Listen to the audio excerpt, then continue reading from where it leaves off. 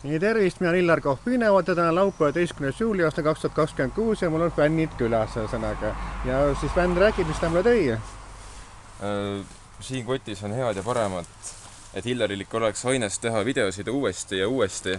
Et vahepeal on siuke vaikne periood, aga võib-olla siuke nagu loomeseisak natukene siis ära päästa ja noh.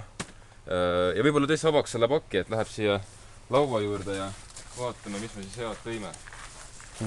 Äkki sa laod laua peale? Jah, võib-olla tõesti. Nii. Esmalt magusad ampsud, präänikud, väga vajalikud, võib-olla siis siuke suhkruvõtt. Ma ei tea, millal sa käisid viimati laadal, Hillar? Ei mäletagi. Ei teagi. Võib-olla söörikud, Homer Simpsoni lemmik. Kes mäletab, sest kunagi olid Muumi pulgakommid olid 10 senti, nüüd on nad Alko 1000. Loe, mis siin peal kirjas on? Mis see on?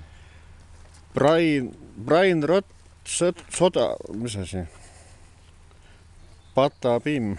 Oot jah, siuke asi. Siis loomulikult on kauss füüsilisel kujul ja kõige olulisem on kindlasti 3 kilo makaron, et ei jääks nälga. Ja siis kemmer, kus see siuke õhuvärskendi, et kui juba need jasmiini lõhn meeldib.